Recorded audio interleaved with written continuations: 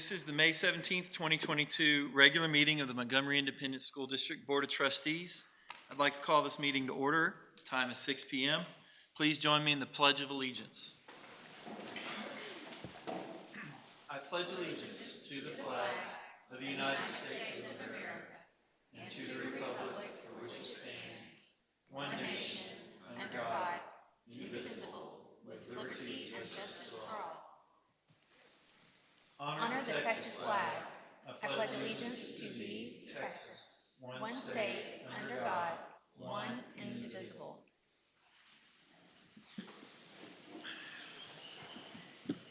All right, we do have quite a bit of information to get through tonight, but first off, we have a few special recognitions and presentations. Dr. Morrison.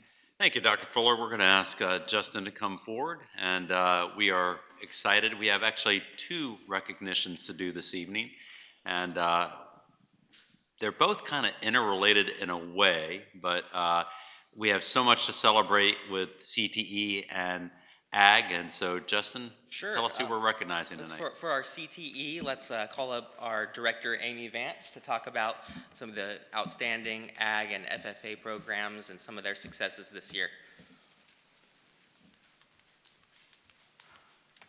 Good evening, everyone. Tonight we have our FFA chapters from both high schools here, and they're going to introduce their officers and talk about some of their accomplishments of the year. So up first, we're going to have Miss Dusty Norman from Montgomery High School come up and introduce her officers.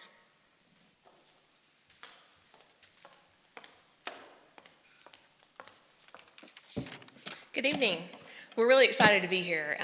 The kids are really excited to get this opportunity, so thank you very much. I'd like to introduce our officer team, and as I introduce them, if they would come up, we have Gussie Armadas, who is our president for the 2022-23 school year. Polly Kerr, who is our vice president. Dakota Norman, our secretary.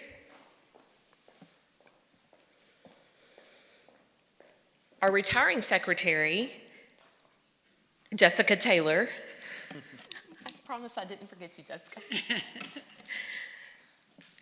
Natalie Benner, our treasurer. Oh, Natalie's still on her way. Caroline Wiseman, reporter. Adeline Arnold, sentinel.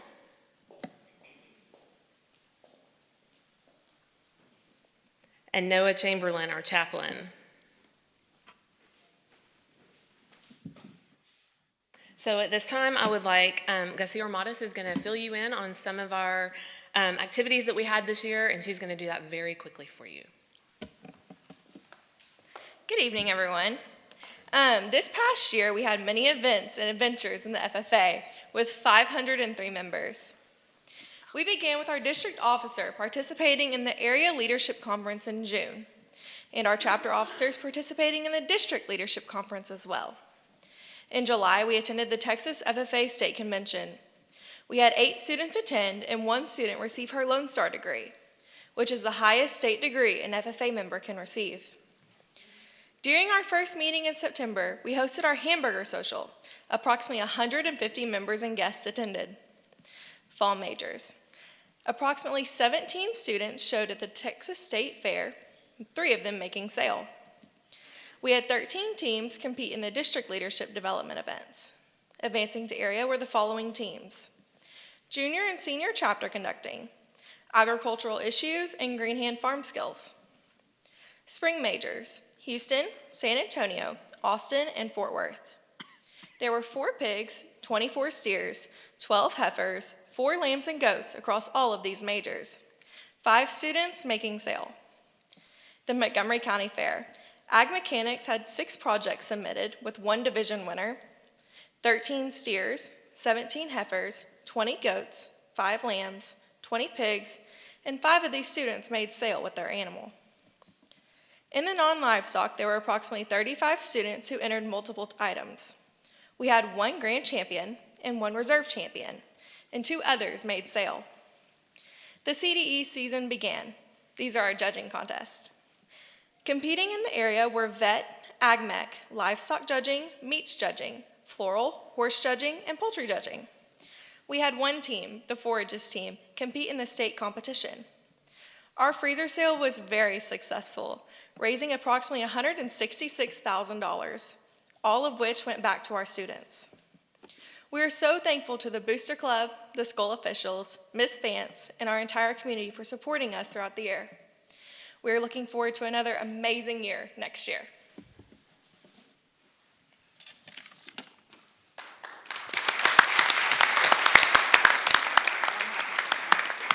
Thank you, Montgomery FFA. Next, I want to invite up here Mrs. Robinson from the Lake Creek FFA, the advisor, for her to recognize her officers.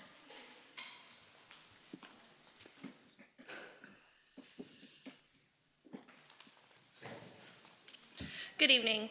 My name is Megan Robinson, and I am one of the agricultural science teachers at Lake Creek High School. Tonight I have with me our 2022-2023 officer team. President Lauren Tague. Vice President Hannah Tague. Secretary Shelby Wynn. Treasurer Sherry Rodriguez. Reporter Brooklyn Carr. Sentinel Brooks McGee. Student Advisor Riley Ludwig. Historian Peyton Flynn. Parliamentarian Addison Swan. And Chaplain Robert Boyd.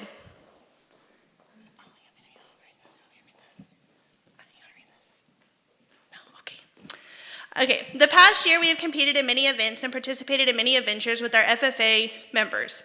Last summer, 8 students traveled to State FFA Convention to listen to motivational speeches and see the numerous opportunities available to them in FFA.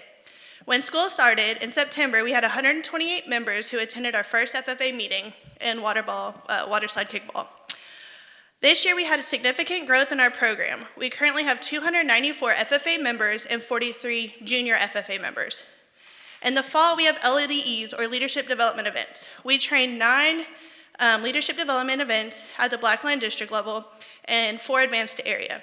We also traveled in the fall to the State Fair of Texas and Heart of Texas stock shows, where students exhibited steers, heifers, and barrows. We had one student make the sale at State Fair with his steer. With there being many opportunities for our students, we also had 8 students attend the Blackland District Green Hand Camp, which gave them the opportunity to visit with other first-year members and learn about the different FFA events that they can be involved in.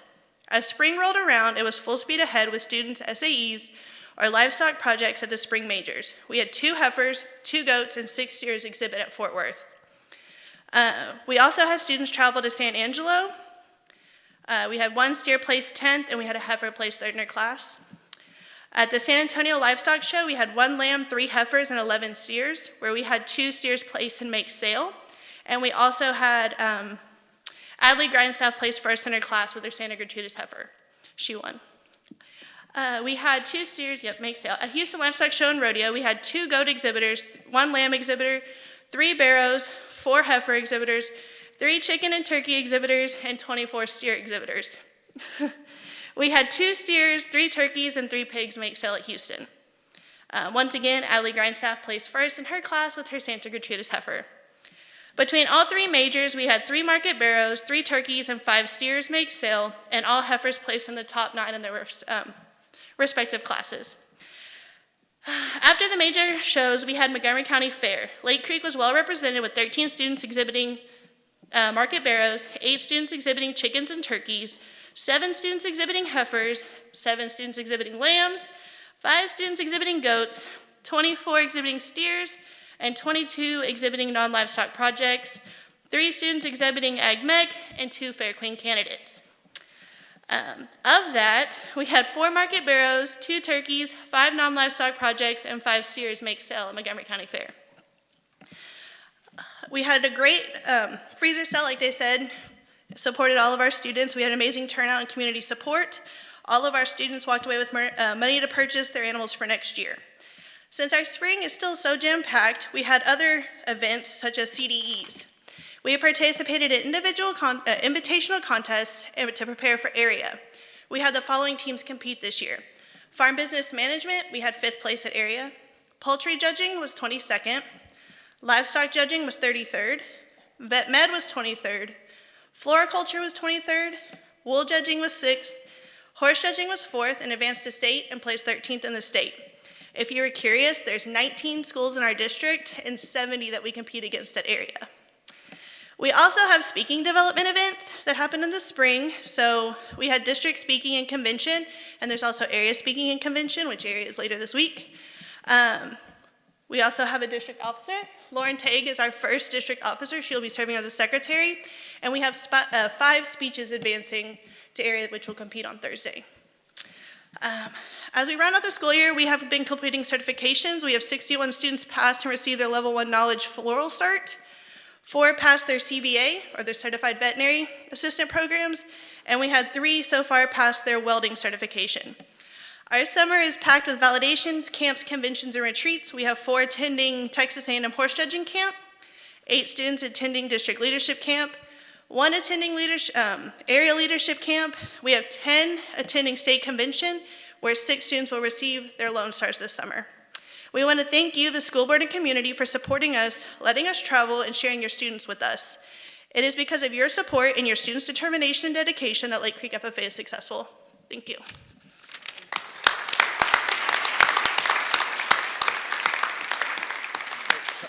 Come back up for a photo. Come on, Lake Creek, Montgomery. Photo with the board.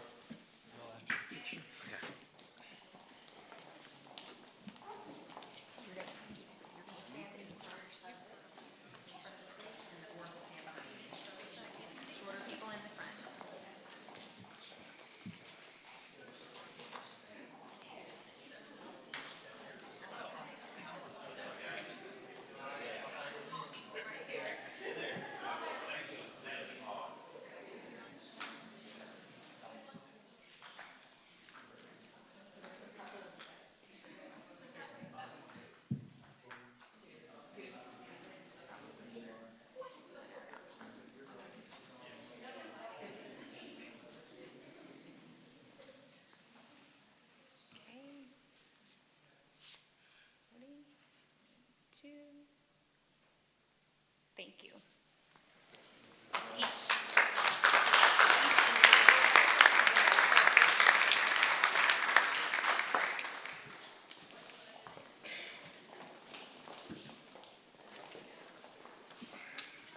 Well, to all the students, thank you. I must confess that I don't get intimidated in our board meetings very often, but if you've ever attended an FFA meeting, you know that they are very well run, and so I'm a little intimidated by that because y'all are going to upshow us a little bit here. So, thank y'all. I think they already are. You certainly have. You're dressed for success, guys. You look sharp. So, thank you for all you do. Thank you to the parents that help get them where they need to be and help them do everything that they are doing with FFA. You're learning a lot of great life memories, life lessons, and things. So, keep it up. We're very proud of you. So, thank you once more. Please join me in a round of applause.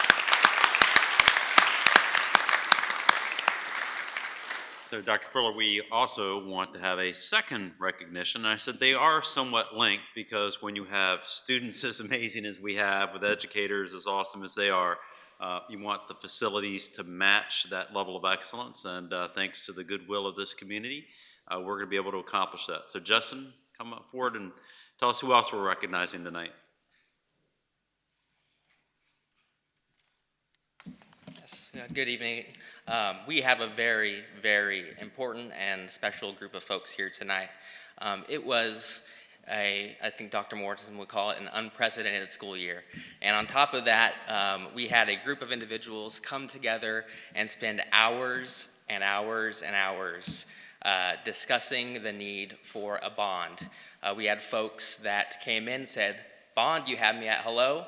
We had folks that came in with their arms crossed and said, "You know what, you're really going to have to convince me for the need." But in the end, after 6 meetings during the fall and several hours diving into the data, this group put a proposal to this board together for a bond to address the growth in our community, facility upgrades needed across our district, and the career and technical education opportunities that our school district desires. And with that, we are thrilled that Prop A, Prop B, and Prop C all passed on May 7th. And if you're a member,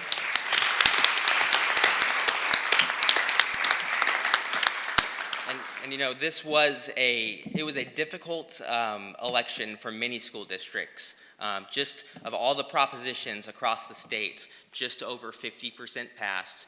And I think quite even more noteworthy, of all the school districts to have 3 bond propositions across the entire state, only 7 were able to get all 3 approved by their voters. So that is a testament to this group here tonight who spent hours at the polls, talking to voters. I know we have our chair of our MISD Success for All PAC, Shannon Reed. Thank you for all your hours. Marianne Coleman, I saw you at the poll several times. And everybody here, 3 students, I'm sorry, I'm going to embarrass you, but we have Tessa Peterson, Kyler Smith, and Klein Piotrowski, who were outstanding student representatives.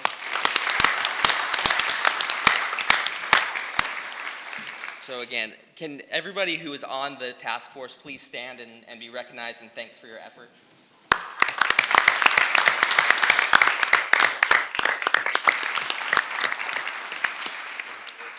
And can come forward for a photo, please.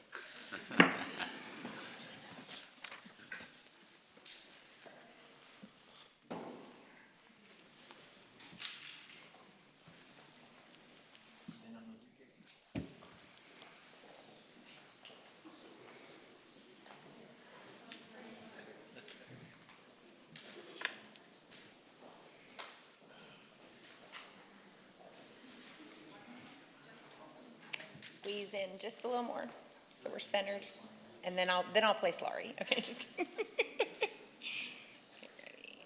Hold on. 1, 2, 3. Thank you.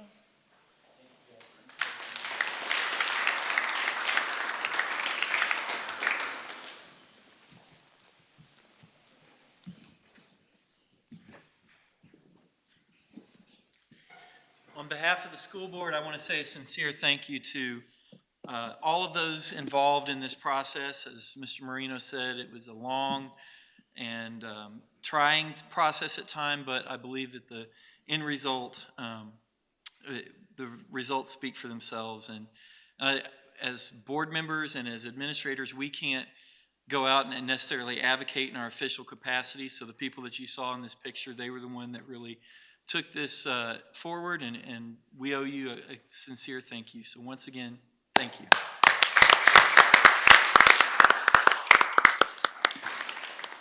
Are there any other special recognitions, Dr. Morrison? I think those are the ones we wanted to do tonight, so thank you. All right, so we do have some election items to cover, and that will bring us to our first item on the agenda, item 4, election items.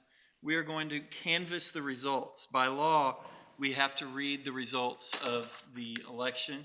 I have them here presented to us by Montgomery County Election Authority today. If you want to get specific details and or precinct outcomes, you can contact them and go to their website and find more specific details. So humor me a little bit. I have to read all of this wonderful language real quick. For the bond election, the election canvass report for the May 7th bond election, Proposition A. The total for Proposition A was 3,270 votes. The total against Proposition A was 1,805. For Proposition B, the total for was 2,877 votes, and the total against Proposition B was 2,134 votes. For Proposition C, the total for Proposition C was 3,288, and the total against Proposition C was 1,749. Board members, is there a motion to certify these results for the May 7th bond election as presented? I'll make a motion to certify the results. Mr. Dennison has made the motion. Is there a second? I'll second. Ms. Turner has made the second. All those in favor? Aye. Aye. Opposed and abstained, those results are certified. But wait, there's more. We had a Board of Trustees election as well. And so I will canvass those results now as well. The election canvass report for the May 7th Board of Trustee election, position 6, Matt Fuller, a total of 3,804 votes. For position 7, Gary Hammons, a total of 1,770 votes. For position 7, Nate Robb, a total of 2,266 votes. Board members, is there a motion to certify these results for the Board of Trustee election from May 7th? I'll make a motion to certify the results. Mr. Hammons, thank you. Is there a second? I'll second. Ms. Porton, thank you. All those in favor? Aye. Aye. Opposed and abstained. Those election results are official. Thank you, board members. All right, back on the agenda now. We will issue the certification of election, and we will administer the oath of office. We are joined tonight by Judge Wayne Mack, a good friend of Montgomery ISD, who will administer the oath of office, and I believe he also has the certifications of election. And so we will start. Judge, take it away.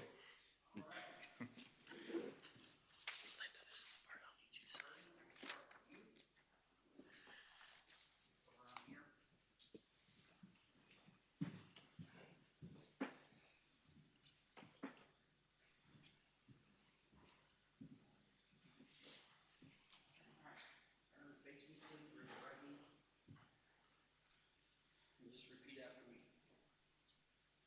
I, Matt Fuller, do solemnly swear that I will faithfully execute the duties of the office Montgomery ISD Board of Trustees, Position 6 Montgomery ISD Board of Trustees, Position 6 of the state of Texas, and and will to the best of my ability will to the best of my ability preserve, protect, and defend the Constitution and laws of the United States and this state. constitutions and laws of the United States and the state. So help me God. So help me God. Thank you, Judge.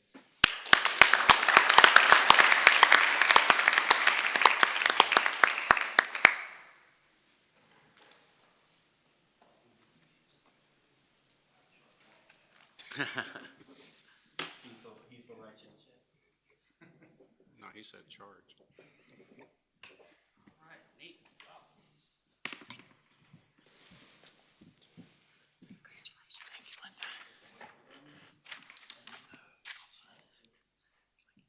That's not very good, though. Repeat after me. I, Nate Rob, do solemnly swear that I will faithfully execute the duties of the office Montgomery ISD Board of Trustees, Position 7 Montgomery ISD Board of Trustees, Position 7 of the state of Texas, and will to the best of my ability preserve, protect, defend the Constitution and laws of the United States and this state. So help me God.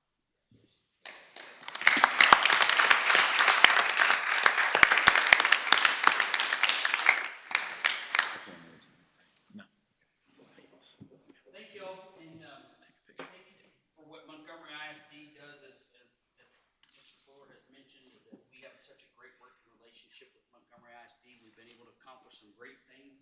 I know for a fact that there's 8 seniors that a few months ago were not going to graduate. They're all going to graduate this year because of the cooperation with Lake Creek and with Montgomery ISD and Montgomery High School. We appreciate that. And the greatest investment in our community is our children. And not only, I read a book quite often that says, where your money is, there is your heart also. In fact, voters have overwhelmingly supported this bond issue, and all the effort that went into that speaks to this community and the leadership that's represented here and what you do in our community. So I say God bless you and thank you. Congratulations and our condolences on your overwhelming win. Some people told me they voted for the other guy. Congratulations. Thank you, Judge. Thank you. Thank you, Judge. Matt, do we want to take some pictures with Judge while we have him? Sure, Judge Mack and Mr. Robb and your family, if you'd like to take some quick pictures, please join us. My family, they didn't come for this.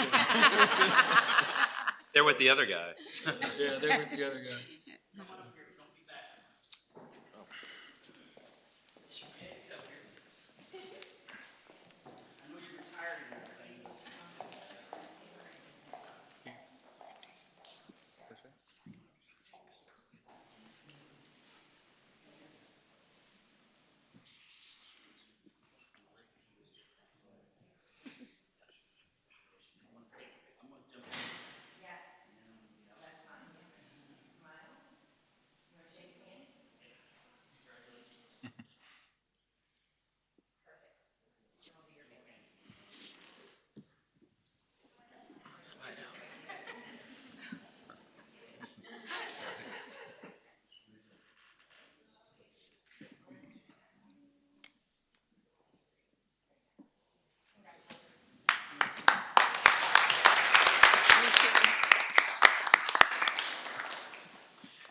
Judge, thank you for the book recommendation. I think I read that same book. So.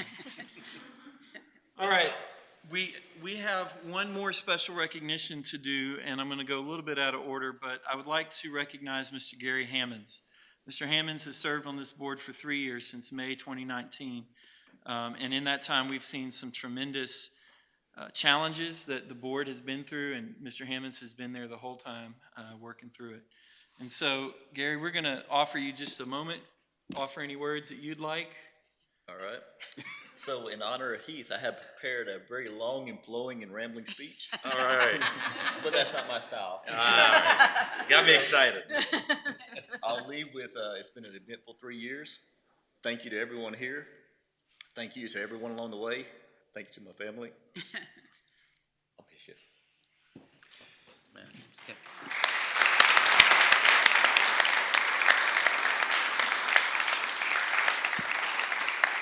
Since I figured Gary was not going to take the full amount of time allotted, I just want to say across the country right now, there are amazing people that serve on school boards. And it is not an easy time to be on a school board anywhere. I'm always amazed by the people who choose to run for the right reasons, and sometimes I'm amazed by the people who choose to run for the wrong reasons. And what drew me to this amazing community was that overwhelmingly, although this community continues to elect different individuals to serve on this board, they choose to ask people who care deeply about our school district, care about all schools, and care about all students. And I just want to say what a pleasure it has been to get to know Gary Hammons. His integrity, his honesty, his fiscal responsibility. He is not a man of many words, but when he does speak, we listen. And Gary, thank you for the amazing support since I got here as superintendent. Thank you.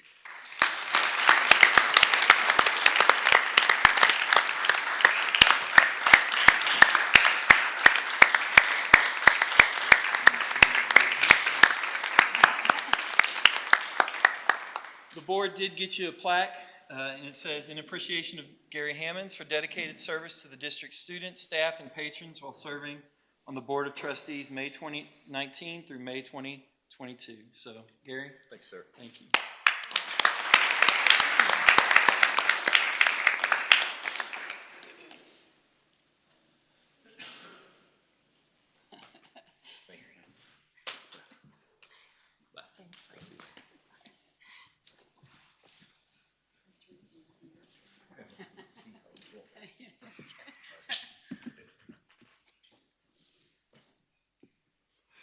All right, ladies and gentlemen,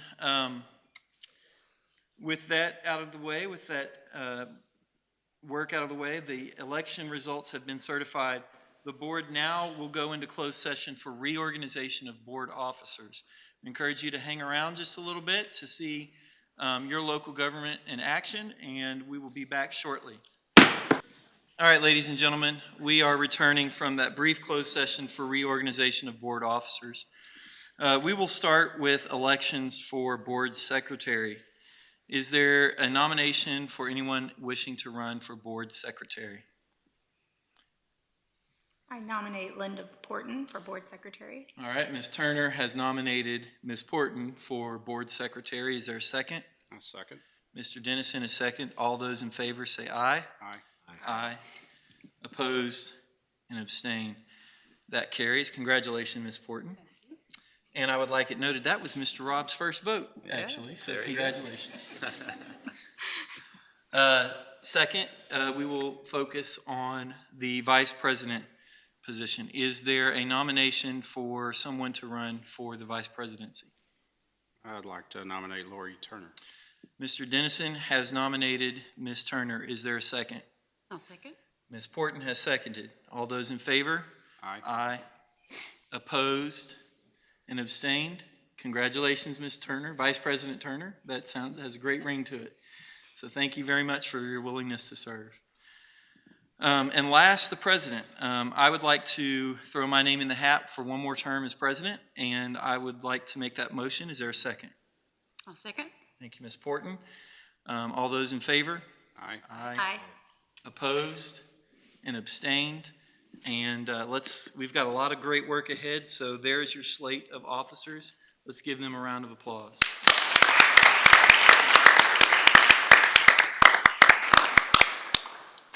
Thank you again, Ms. Porton, Ms. Turner, and all of the board members for your willingness to serve. We've got a lot of great work ahead. Ms. Alcantar, are there any public comments? There are no registered public comments. We are now moving on to the consent agenda presented there for you, board members. If there are any board members who would like to pull a consent agenda item, please do so now. Please notify me now. Otherwise, is there a motion to approve the consent agenda as presented? I'll make a motion to approve the consent agenda. Ms. Porton has motioned. Is there a second? I'll second. Ms. Turner has second. All those in favor? Aye. Aye. Opposed and abstained. The consent agenda is approved as presented. Ladies and gentlemen, this is a unique night. We do not have any action items tonight. We are only doing information items tonight, and we're going to start with item 7A, the School Health Advisory Council Annual Report, which I understand is required by law. It is, and we have Dr. Amy Busby, our Assistant Superintendent of Student Services and Innovation, and she's going to introduce our next item. Yes, so our SHAC committee, as he mentioned, we are required to do an update of that each year. So this is our annual report, just to kind of share the activities of what we've been doing with SHAC and during each of our meetings. So there is a presentation that should be getting popped up anytime soon. But first of all, just to kind of talk about what the SHAC is. The SHAC is a group of community members, employees, parents that come together to talk about the health curriculum. And so basically it's a partnership between community and the school to make sure that what we're doing on our campuses reflect community values. And so that partnership together, we can make sure that we are raising healthy students.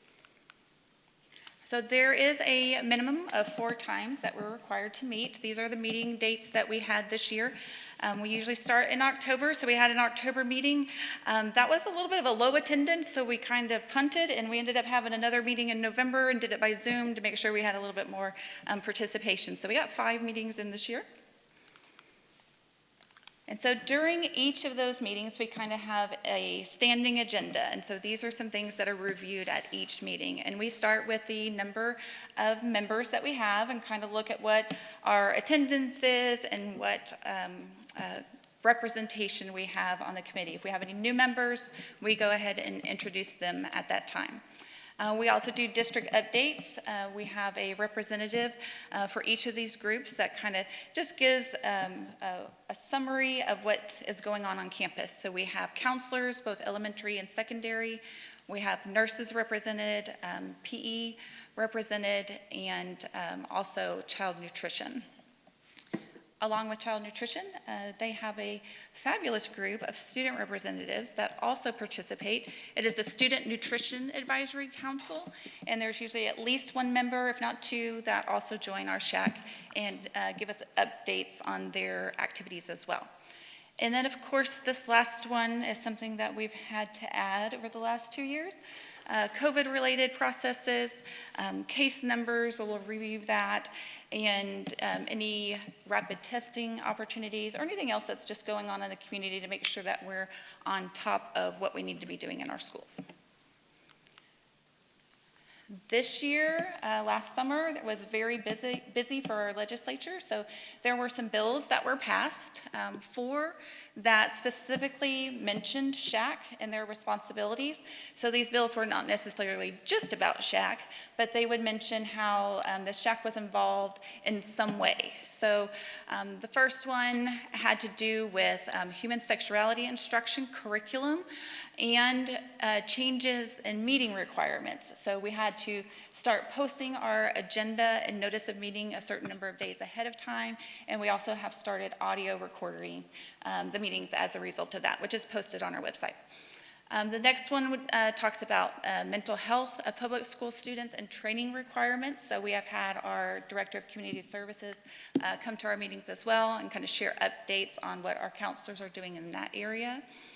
And in addition to that, other school safety and mental health promotion in public schools. So there was another bill that touched on mental health and the mental health care consortium that was put together.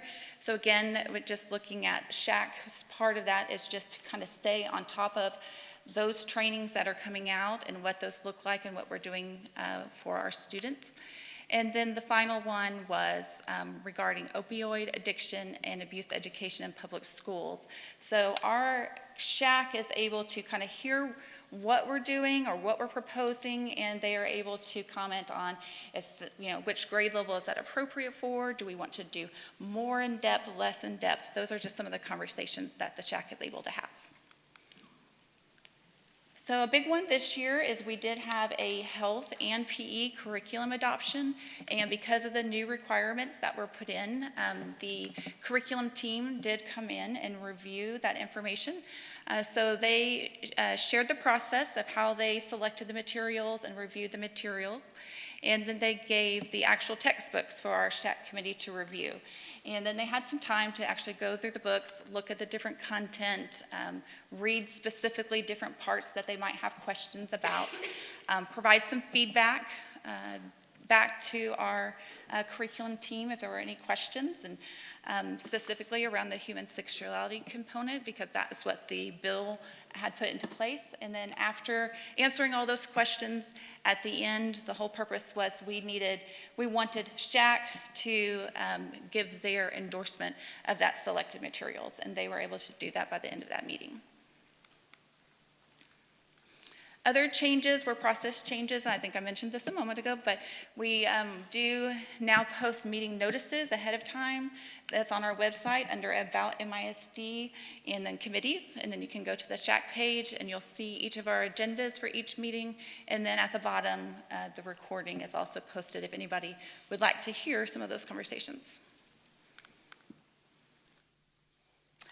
One of the things that we were able to do this year, or able to support, was our snack group from the high school decided to put on a walkathon.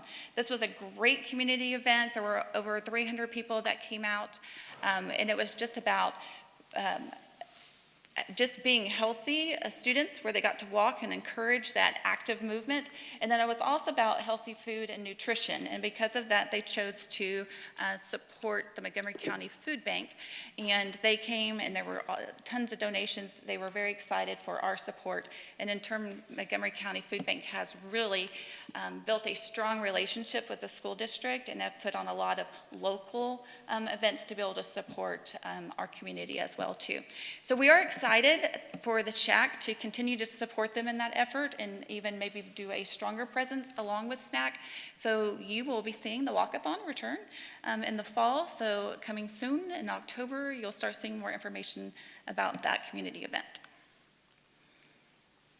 Another thing the SHAC committee did was to create some bylaws. So after we started looking at all this new legislation that went out, and what is the purpose of SHAC, well, we had some guidance, but we didn't have a document put together that this is how, this is what our purpose is, this is what we do at meetings, this is how we elect officers. That document didn't exist. So we had a subcommittee that got together and created that document, brought it back to the SHAC committee. They reviewed it, adopted it, and then we had our first nominations and our first elections, and elected a new chair. We do have some other positions in the bylaws if our committee is to grow, so that if we eventually have a co-chair and possibly a secretary, depending on the number of members that we get. Which, speaking of members, we would love to have some new members to this committee. Earlier, I don't remember if I mentioned it, but the purpose is to have community members and parents as well as employees, but because it's reflecting community values, we want more community members and more parents than we have employees. So we want to always work to keep that ratio.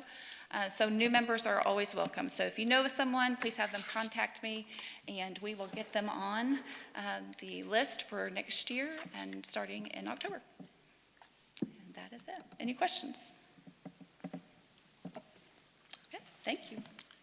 Thank you, Ms. Busby. I think, Dr. Busby, you are going to introduce our next one as well? Yeah, how about that? And so our next one is the dual language update. All right, so this is Jennifer Diahart. She is our dual language and ESL specialist. And they're going to give an update on the dual language review. And Bobby Ingles. I was going to say, who's that guy with her? Yeah. Thank you. All right, good evening. So as part of the strategic plan goal number 1, we were charged with doing an internal evaluation of our dual language immersion program, which is housed at Montgomery Elementary School. And as part of that internal program, our purpose was to assess the strengths and weaknesses of the program to make sure that we are in alignment with our district strategic plan. And we wanted this to result in improvements in or revisions to the program as needed. In the fall, we started with an internal administration meeting. So Dr. Busby, myself, and Mr. Ingalls got together to look at some different evaluation plans that are available from TEA and from outside sources. We looked to determine our timeline for the evaluation and be sure to include all of our stakeholders in that timeline. So our stakeholders were the campus administration, district administration, our parents that have students participating in the program, our campus bilingual interventionist, and then of course our bilingual teachers. And then this spring, we began by putting together our evaluation tool. We met with the team, went over the rubrics, went over how the tool works, and we're going to look at that in a second. Then we began scoring the results that came back from all of the stakeholders, and here we are tonight to share the good news with you all. So the program that we chose for the evaluation is from the Texas Education Agency, and it is called their Program Implementation Rubric. And this rubric had the 5 different areas with targeted sections within each. So for example, you can see that within program model design, we were looking to make sure our teachers were appropriately certified, that our language allocation was in place. In staffing and PD, are we retaining our teachers? Are they assigned correctly within their grade levels? With our curriculum design, is our language use and differentiated instruction being used with the equal distribution between English and Spanish? And then our family and community engagement piece. Are we bringing in those people from the community to engage those families in areas where they may need assistance? And also a family literacy piece. Within each component of the rubric, the categories for scoring, the scale went from either being below basic implementation, and implementation would be at the state level, the state expectations. So below, right at the basic requirements, just doing what you barely need to do to get by, or enhanced implementation, which is you're doing exactly what you need to be and then some. Exemplary implementation would have been above this state level, above and beyond what's at the enhanced level. And here are our results. And I get to share them. I'm so blessed. Because I first have to say I have the best dual language teachers around. Like, coming into this program, I inherited such great teachers, and that's at the foundation, and they want to be there, and they want to create the best environment for our kids. So based on the results, if you look at our strengths based on in the program model and design area, excuse me, we have appropriately certified staff, language and literacy instruction in both languages. Areas to improve were marked as maintaining a ratio of 50-50 with English and native Spanish-speaking students, which is going to be a challenge, and a lot of that challenge is a little bit out of our control, but we're going to keep being cheerleaders for the program for all of our kids to grow the native English speakers in that program. And I think the more the word gets out that this is a great program with great teachers, we'll be able to do that. So, Mr. Ingalls, just yes, very sir. quick, for anyone watching this, can you explain, like a 30,000-foot level, what dual language is intended to do in terms of a strategy? So the strategy of our dual language is to bring in native English speakers and native Spanish speakers into the same classroom. And we build it from the pre-K level through 5th grade at Montgomery Elementary School. In pre-K and kindergarten and 1st grade, they get language arts taught in their native language, so both English and Spanish. So that's where the challenge is for the teachers, because they're teaching 2 English 2 math lessons as they go through. As we grow the program into the 2nd grade, 3rd grade, 4th grade, 5th grade, then they're getting the instruction in just English. They'll do an English day and they'll do a Spanish day. So our ultimate goal by the time they're 5th grade is to be at a basic bilingual level, I think we'd like to say, but we're not quite there, but we're getting there. Thank you. So, but we got a good score with enhanced implementation. Next area was program staffing and professional development. Our strengths were annual bilingual teacher stipend, bilingual interventionist. Our area to improve is ongoing professional development in Spanish. The district has been incredibly supportive. The board has been incredibly supportive. We were able to add a 2nd kindergarten teacher this year for dual language, which shows that we're building the program. Coming in, I was able to inherit a program that Carrie Fitzpatrick was really trying to build that trust with our families that this isn't a program where we're just putting kids, it's a program that we want to build and we want to make the best. So ultimately, we want this program to be the dual language in the state of Texas, because we don't do anything halfway. If we're going to be a dual language school, we're going to be a dual language district, we're going to be the best program, and that's what we're striving for. So we'll get there, but it's a process. But we're at the enhanced implementation level right now. Mr. Ingalls or Ms. Dehart, would you tell folks what goes into recruiting this type of teacher? This isn't just this is a pretty specialized skill set they have. So how do we recruit them? Well, this has been my biggest challenge since I started at Montgomery Elementary. We advertised for a dual language teacher in September, and I wasn't able to fill that position until January. And it's just, we're still not quite at the level of pay as other districts around. So we got really proactive this spring. We have a lot of teachers, student observers in from Sam Houston at my school. So I went cruising around the hallways and found out which ones are going to be bilingual certified.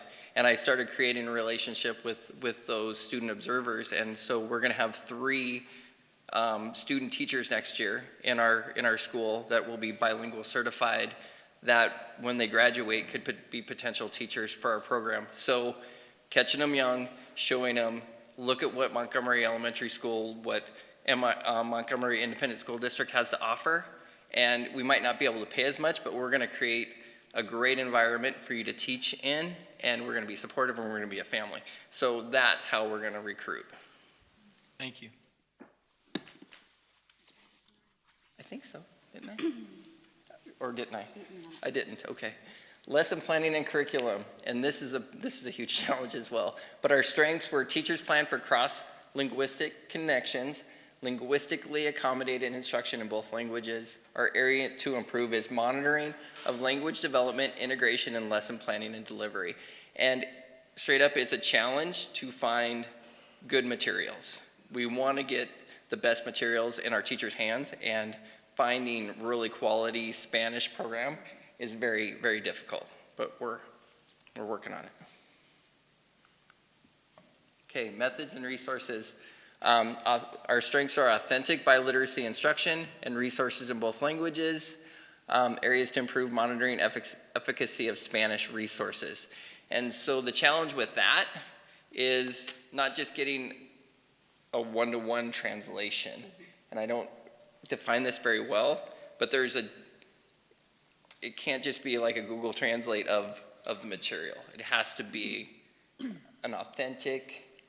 Yes, with the Yes. Spanish used correctly. So in other words, we've had materials in the past where someone just directly translated, see cat run, and that's not the way it's worded in Spanish, and so it's not a direct translation. So to have that authentic text is important. And enhanced implementation again for our overall score. Yes. Last one. And family and community engagement. The strengths, parent communication in both languages, campus climate of linguistic equity. Areas to improve are opportunities for community engagement. And that piece is hard, but we're meeting with families, we have some ideas coming for next year that we're super excited about. It's what we're really trying to build, especially in our native English-speaking students, is that those opportunities to practice that everyday Spanish, not the academic Spanish, but I can go to a Mexican restaurant and I can order and I can interact with the waiter if they're a native Spanish-speaking person. So that just that common language that we take for granted in English, but for our native English speakers to be able to do that in Spanish. Mm-hmm. To have that social time and not just academic that they get during the day at school. Right. So looking ahead in the area of our program model and design, we want to increase monitoring for fidelity of the program model, and that could be done by potentially walkthroughs not only from the campus level, but maybe from the district level as well. So we're going to explore some of those options. For program staffing and professional development, we are going to seek out some more PD that's done in Spanish. Unfortunately, myself, I'm not a native Spanish speaker, so I can't deliver the professional development in Spanish, so we're looking for someone that can. And instructional design for lesson planning and curriculum. We want to increase opportunities for our dual language teachers to plan together. So right now, most of their time is planning within their grade level. And of course, all of the other teachers are only planning in English. They have to plan for both languages. So maybe to bring back PLCs that we were not able to do in the past due to COVID situations. So maybe bring back those learning communities where they can get together and have time to plan across the grade level in both languages. For methods and resources, more engagement for the whole campus in second language learning methodologies. At MES, they have a great opportunity within the music classroom when they go for specials to have some interaction with Spanish, but maybe to expand that more into other areas such as when they're at PE. And then for our program in family and community, as he already mentioned, we want to increase opportunities for parent and family engagement within our community and also family literacy. So to summarize, our dual language immersion program is a bilingual model which integrates those native Spanish speakers with the native English speakers so that they can our native Spanish speakers can become fluent English speakers, and our native English speakers can learn and become fluent in Spanish. We are dedicated in Montgomery ISD to continue this program and to grow this program. And I would like for you to hear. My name is Ball. I'm a 5th grade student in dual language. I started the program halfway through kindergarten in Ms. Harvey's class. I was below level in my native language, Spanish, and I didn't know any English. Now I'm reading in a 5th grade level in both English and Spanish. Me encanta aprender dos idiomas. Earlier this year, I wrote a bilingual poem that I would like to share with you. It is inspired by the author of the book Dreamers, Julia Morales. Sorry, I didn't mean to cut that off the beginning. It just started playing. So if you were not able to hear that very clearly, this student explained that he started as a native Spanish speaker. In fact, when he came to the country, he was a non-English speaker completely, and now he is above level in reading in both languages. And here's his poem. Somos propósito, we are purpose. Somos respeto, we are respect. Somos integridad, we are integrity. Somos determinación, we are determination. Somos excelencia, we are excellence. Somos el orgullo de Montgomery, we are the pride of Montgomery. Somos el futuro, we are the future. All right, we appreciate your time this evening. Do you have any additional questions for us? I would just like to give you a clap. Thank you. Do you need money for Spanish resources, or do you just need the time to find them? What we need is potentially for our bilingual interventionists to have a chance to maybe be the one that when those materials are presented, like when the vendors come or whatever, for her as a native Spanish speaker to be able to look at them and like make sure they're authentic instead of the rest of us picking them. Yeah. Someone that knows what they're reading needs to pick them, in other words. And quite we have honestly, the money. they aren't equitable right now. They're just not, but they're working on that. The programs are getting better. Yes, Benchmark has done a great job. That's been an improvement this year. I just want to say I'm excited. I'm glad that you, Mr. Ingalls, are at that campus because your excitement about this and your dedication to making this program better is just, we can just feel that. And so that's very exciting because it's needed. I have a question on the English speakers that are involved in the program. You said those numbers are imbalanced right now, and I know they have been for some years now. Have we pinpointed any things specifically that our district is going to try to do to help add English speakers to the program? So it all is dependent upon our enrollment. So in the fall, the number of our native Spanish speakers that enroll, because we are required to provide them with this program, is what we have to start with and what we have to build with. So right now I have 19 students that will be coming up to kindergarten. So when I begin building those classes, I currently have 21 English speakers in our lottery that we will look at in August. And so that's what we build that upon. So with those 19 and with the assumption that other students are going to move in, then we'll begin pulling from that lottery, and there's no doubt that we'll be able to staff or build with the students 2 kindergarten classes again next year. So it is only advertised to students that are zoned for? No, ma'am. Montgomery? No, it's advertised. Anyone in the district, and we provide transportation now. Gotcha. Well, I'm just so passionate about it, and I feel like there's so much that when our students show success and our native English speakers and the parents really start feeling that success they have, then that word will spread. And so it's really grassroots is how we're going to build this program. Right. And so I'm excited about that. Yes. Well, Mr. Ingalls, this has been a group that has usually been very involved and talked to us a lot before, and so I think you'll find a network of people in town who are willing to help and want to help you drive the program upwards, grow the program. And so if there's anything we can do in that regard, I'm willing to lean in and help. So. Okay. Awesome. All right. Thank you again. Thank you, guys. All right, that brings us up to information item 7C, elementary and secondary grading and reporting handbooks, which aligns with goal 1. Thank you, Dr. Fuller. There's a lot in goal 1, as you are going to experience shortly. It is at the heart of what we do in an educational system. We have heard for a long time about the amazing things that happen in our classrooms, the phenomenal teachers that we have, 10 great campuses and growing.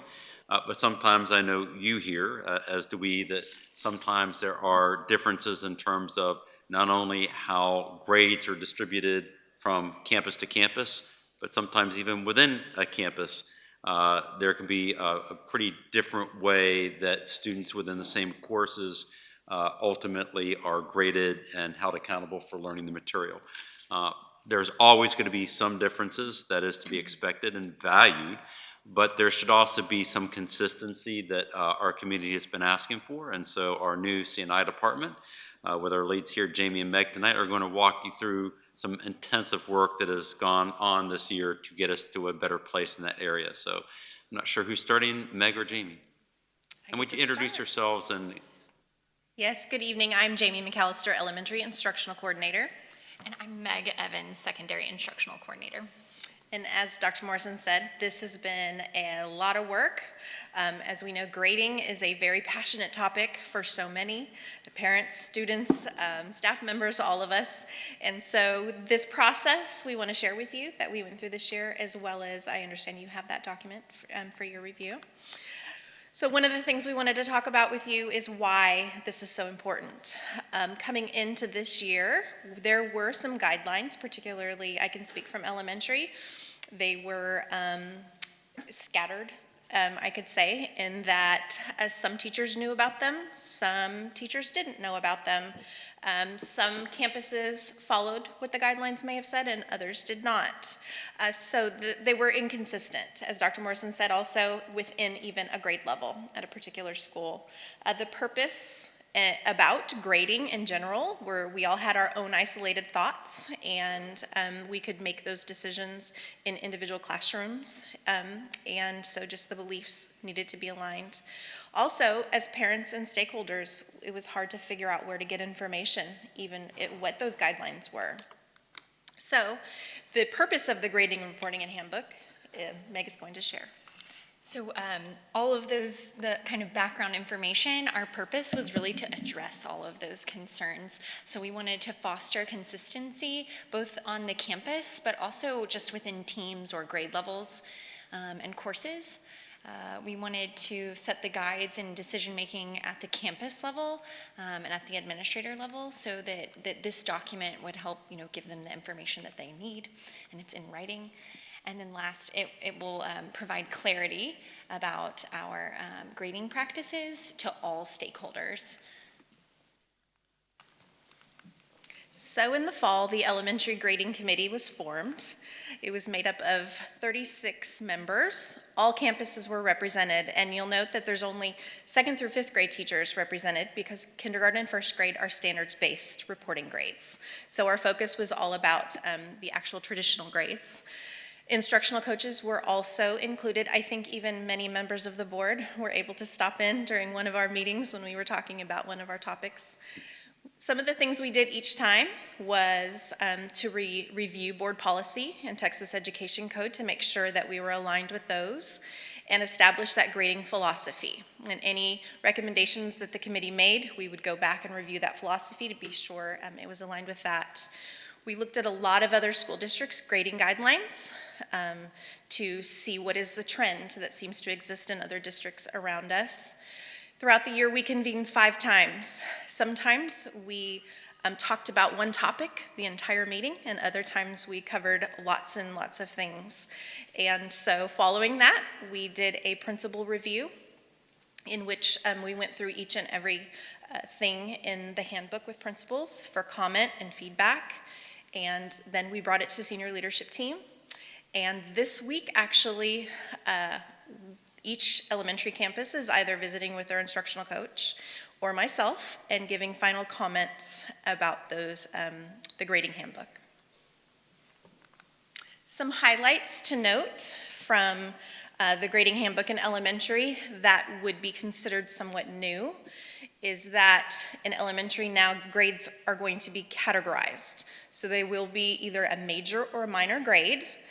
Within each category, it would be 50% major, 50% minor.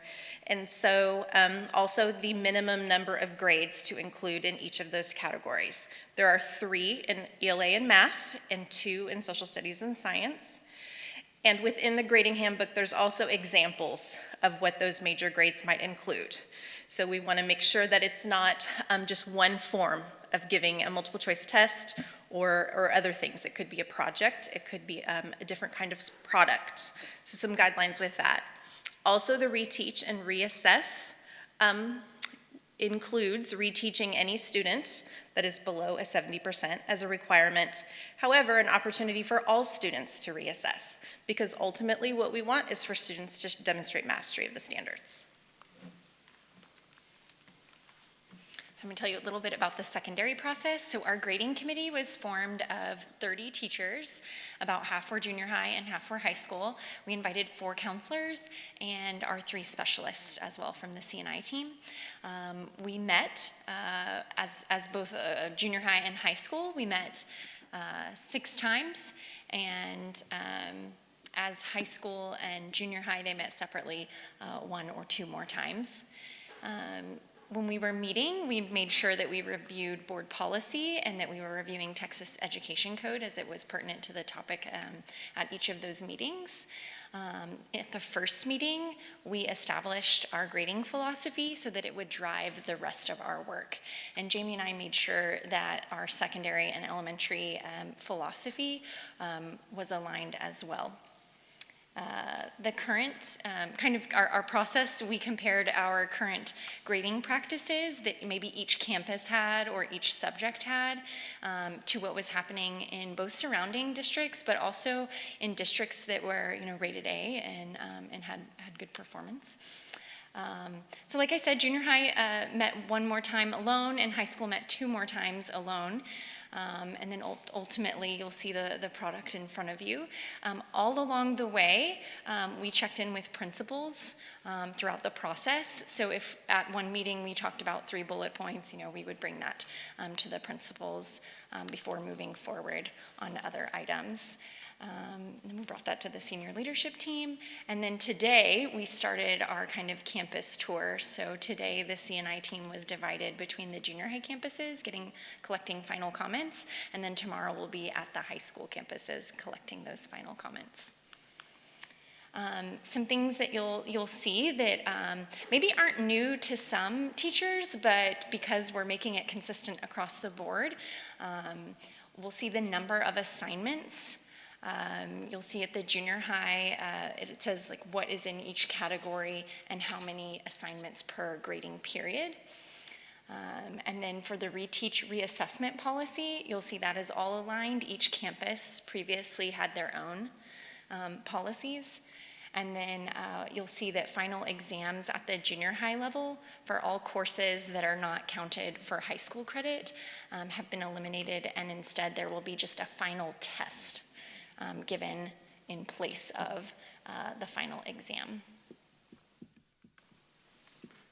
So with all of that in place, we now have these two documents. We call these living documents. As we know, there's a lot of unforeseen circumstances that we don't know yet. So going into this school year, it was very important that we had input all along the way, and we will likely continue to have input. We will always come back to our philosophy and make sure that is aligned with board policy as well as Texas Education Code, and we're really proud of the work that we have done on this. A lot of time has spent, but this is a very important document that we really hope will guide our practices in our schools, and as well as inform all stakeholders. So our next step, or our next steps, we will be meeting with teachers on our District Professional Development Day on August 8th. We will talk about our why, kind of what we have talked to you about here. We'll talk about our process, and then because we'll be meeting with specific grade level or courses, we'll really be able to work through some very specific items to each of those either grade levels or courses or subjects. And then next, our communication rollout, for all stakeholders, for parents, for students. It'll be on our website, it'll go through the district email, and then individual teachers can communicate with parents as well, and students, either their own personal websites or their syllabi at the beginning of the year. So what questions do you have for us? I do have a question. First, I want to say that this consistency across the district is going to be incredible. And really in the long run, even though it may take some time for teachers to adjust from what they're used to, it'll make it easier in the long run, I think. I do have a question I thought of when I was reading through the handbook about long-term subs being trained on it, because I've seen that before with my own children where a long-term sub comes in and doesn't quite understand the grading situation. So do we have anything yet, or have we thought about training that happens automatically for long-term subs on this? That is a really great question, and we are definitely going to have a process for that. I think what's really nice about this document is one of the instructional coaches mentioned it today, that when you read it, it explains what you need to know. So the most important thing is to know it. Right. Have training on it, but then always to have it referenced. So that being a part of what a long-term sub would automatically receive to understand those practices. Another key piece to it is there's a lot of verbiage that says grade levels will determine. So teacher A needs to figure that out with their team as far as the number of grades per grading period or what is graded, things of that nature. So a long-term sub would be working with the other teachers in that regard. Okay. And then my other question, since it's a handbook, would this be given to teachers in their training? Would they sign that I have read this, I've seen this, I've been trained on this? Is that part of that as well? I know with handbooks, we typically do that, so. We talked about that. I don't know that a decision has been made, but we talked about, like, at the beginning of the year, how there's an acknowledgement statement for like, the student handbook and things like that. So we've talked about it, yes. Other questions? I thought it was really great that the grade does not reflect behavior. It has to reflect the academic. And I think it's very magnanimous of teachers not to count off for no name on the paper. I guess that's not a problem because that was elementary and secondary. If you don't have a heading on it, it's not, there's no points deducted. And I'm like, gosh, they must all put their names on the paper because that would be a time constraint for a teacher to figure out who they were if they didn't put their name on their paper. Yes, that did actually come up. And the funny thing is, the teacher that voiced, I love taking points off in the sense that I want to motivate them to own but this the work. teacher immediately thought this is not indicative of mastery. So I need to come up with a process in my classroom, whether it be a no-name basket or something, in order for students to find their paper or come up with a classroom process strategy. Yes. That was interesting because it was across the board and there were so many teachers involved in that. I thought that was pretty magnanimous of them. And I also just want to highlight the great work that these two individuals have led. This has not been done to anybody. It's been done with a lot of opportunities for collaboration, input, feedback. Those meetings not only were meetings with representative stakeholders at each campus, but then those individuals were to go back to their teams, to the departments, to their schools to solicit more feedback for the next meeting. The input from the principals, it was done with our principal input. This week again, either our instructional coaches or members of our C&I teams are actually sitting in teacher lounges, faculty opportunities to come and say, hey, this is what I really like. Have you thought about this? There's going to be a rollout at the beginning of the year. Every teacher was emailed this past week, so every teacher in our district now has a copy of it. There will be the focus of training when they come back in August, and then that communication out to parents as well. As Meg and Jamie indicated, part of the problem in the past has been not only did some of our employees not know that we did have some guidelines, as disparate as they were across 10 campuses, but a lot of our parents didn't know either. So this just allows now for teams of teachers, parents to be able to come together and really have a substantive conversation about was my child graded fairly? And ultimately, I think that's everybody has a vested interest in that. Well, Meg and Jamie, y'all said y'all are proud of your work. I'm very proud of your work. In my perusal of this handbook, these handbooks, they answer a lot of questions that we've gotten as board members before. One area that I'm really excited that y'all have documented is on homework, and that we actually have a philosophy of homework now documented. And we have a grading philosophy now documented. We have what do you do if missing assignments can we give this student a chance, things like that. So I just want to say thank you to y'all, Dr. Weatherly, Ms. Fitzpatrick, heck, even Dwayne McFadden, for all the work. Oh, that's a bridge too far. Come on. But I want to say a sincere thank you because this is some really great work. The question I have is, what do you do if someone doesn't want to do what's in the handbook? So who gets to tackle that beast? I will. We've definitely had a lot of discussions where, we have two people teaching the same subject and they don't agree. But at the end of the day, they were able to be professionals and kind of talk it out and talk with each other, not at each other. And all throughout this process, because those either department leads or grade level leads have been reaching out to their teachers and saying, hey, we're going to talk about, this item, what feedback do you have? We feel confident that many times it will just take a conversation like, hey, did you forget, that we have this document now?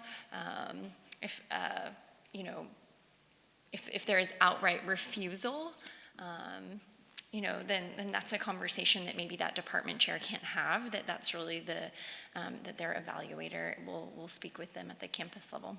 Right. We I really think the look other at thing ourselves as a service and to provide guidelines for campuses, and that ultimately is the administrators at the campus level to enforce or not enforce whatever we provide as guidelines.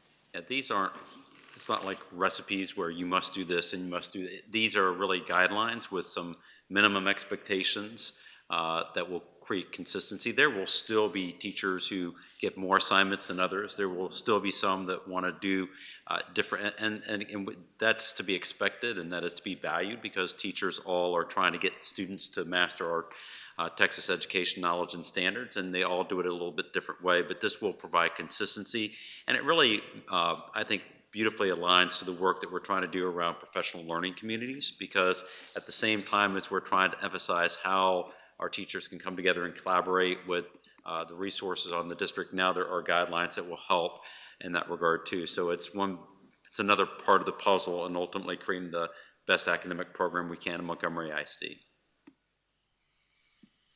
Great. Well, one thing that I always hear from teachers that they really enjoy about MISD is we give them a lot of freedom to teach. And so I love the fact that y'all are offering guidelines and these kind of minimum expectations, and that preserves still the ingenuity and freedom that they have. So thank you. Absolutely. Board members, any other questions? All right. Thank you, ladies, and keep up the great work. Thank you. Next up, we have a Goal 1 update on academic achievement, which obviously aligns with Goal 1. So, Dr. Fuller, we're really excited. As you know, one of the things that we have pledged to do for this board and this community is to give updates on each goal of our brand new strategic plan, and have departments that are aligned to that goal come forward. And we actually had this planned several months earlier, but Dr. Weatherly got a little cold feet. Ms. Patrick was ready, but Dr. Weatherly just needed a little bit more time. And so in the spirit of grading and reporting, you have to individualize for each of your folks. And so, Carrie, is he coached up now? He's ready. All right, very good. So we're really excited tonight to have Goal 1 update. Not that any one goal is more important than the others, but Goal 1 is Goal 1 for a reason. We are a teaching and learning organization, and so what goes into Goal 1 with academic achievement is incredibly important to the success of Montgomery ISD. So, Dr. Weatherly, you're not going to back out now, right? Absolutely not. And I apologize for being sick in January. Let me just tell you, I don't know if it was, excuse me, I don't know if it was just in protest to not saving the best for last, because I will tell you and stand here before you while Mrs. Fitzpatrick and I are the ones presenting this. I want you to know it is definitely the vision, the collaboration, the dedication of many people that have come together for this. So Dr. Fuller, school board members, thank you for allowing us to be here tonight. I do want to start with introduction of our department that has grown and continues to grow, because as some of the things that we're going to show you tonight, it takes people to get things done in schools.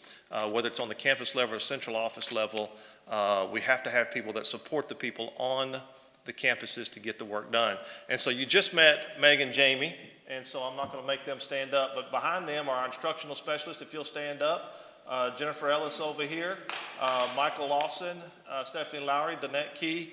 I want you to know that these dedicated, and Miss Vance is also here, and I just want you to know we've kind of adopted her, because what they do in CTE is also is part of education.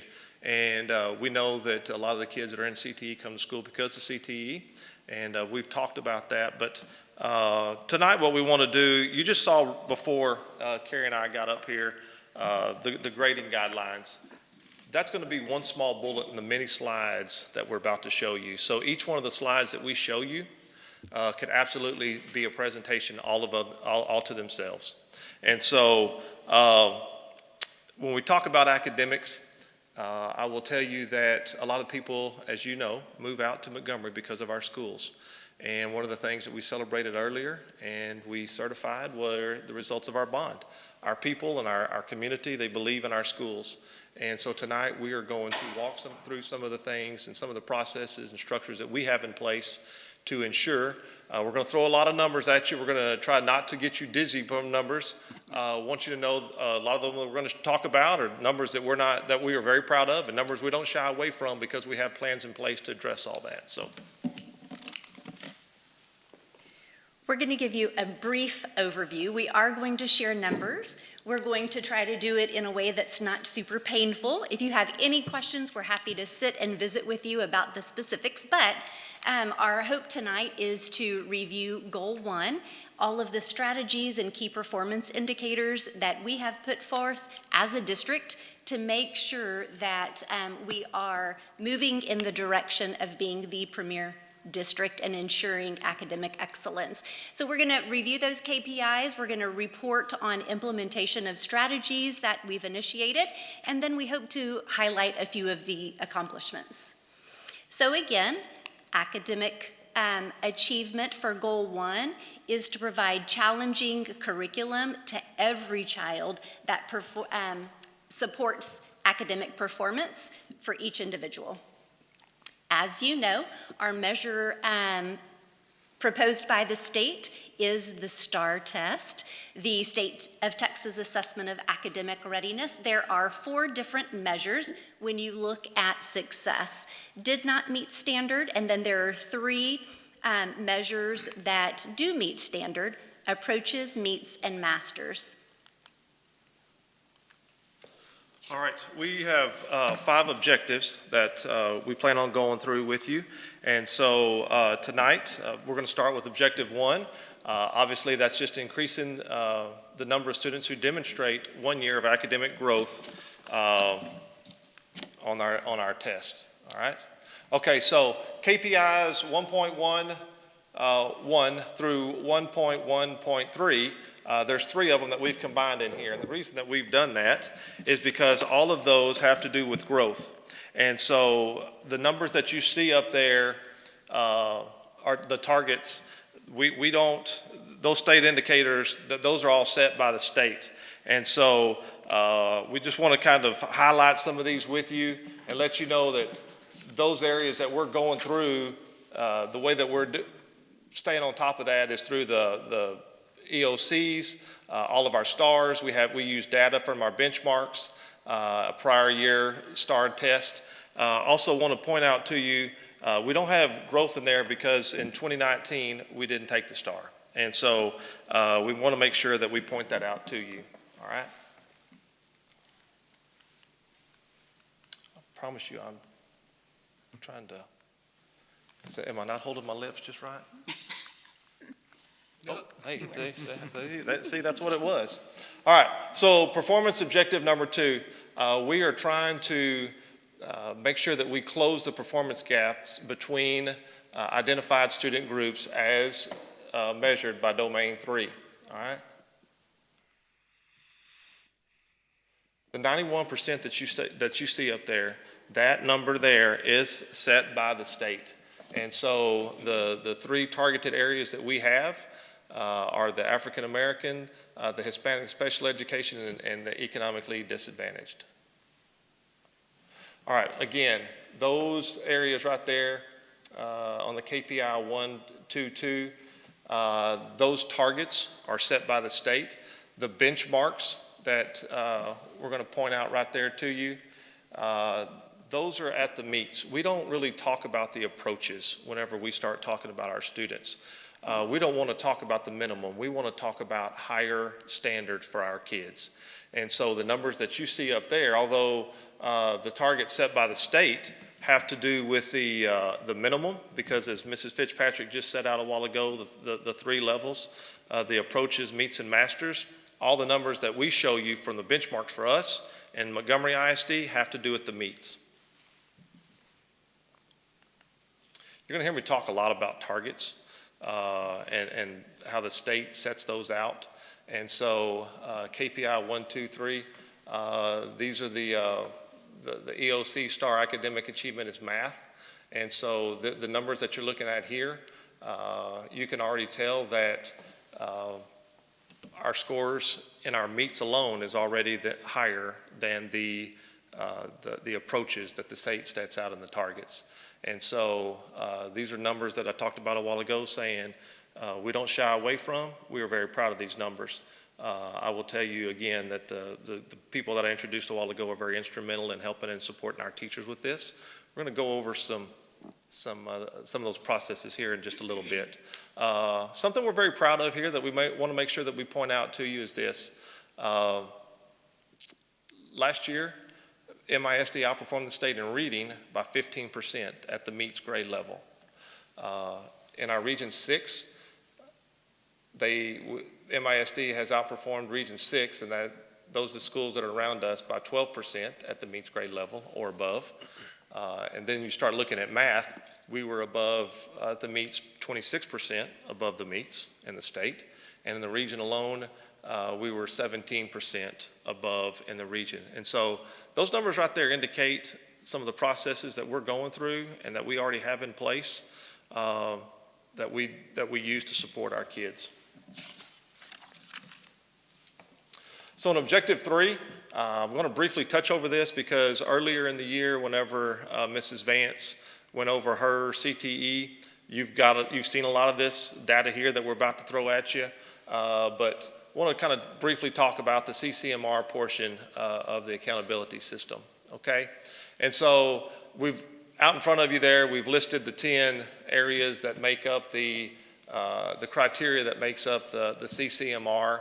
And so these are all the things that we are doing. We're going to talk about this in just a little bit about how are we trying to help get that part of the accountability. And so whenever you start talking about IBCs or industry-based certifications, start talking about associate degrees, you start talking about having our students enlist in the armed forces, we're going to show you some of the things that we're going to do. Some of the AP numbers, how proud of those that we are, how we've increased those, and some of the methods that we're using to get more students enrolled in that. So KPI 1.1 or 131, this is again just the raw scores on the A through F accountability system. The state sets that at 60%.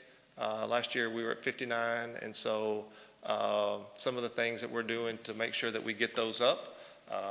As you know, earlier in the year, we brought to you our secondary course selection guide that we tried to improve and offering more courses to make sure that we get more completers. We've got some funding that made possible whenever we applied for the T-Class grant. Again, as I said, more AP courses that we are throwing out there for our kids and offering more for them to get them ready for college. And then next year, as you also know, we will be offering our 8th graders and 10th graders the PSAT so that we can start identifying those students when they take those tests so that we have a very calculated idea of who we're trying to target and say, hey, we want you to start taking AP courses, and that's why we are very dedicated to putting that test in front of our kids, so that helps us give us some data. Okay, 132 just talks about college ready. You have the targets out in front of you, and so I just want to make sure again that you know that all the things that we did again in our secondary course selection guides, we added more AP courses and then adding the PSAT as well. This right here is has to do with our CTE, and we've talked about this. Ms. Vance got up here and detailed all this and the different areas that we're trying to get our kids certified in. So in 3 years, our goal is to have 40% of our kids getting their IBCs. And so we have a ways to grow in that. You can see that the targets that we've set out. So after this year, we'll be able to give you some more firm numbers after this year's up and how we're trying to get there to that. Same thing for this right here. We are trying to increase to 90%.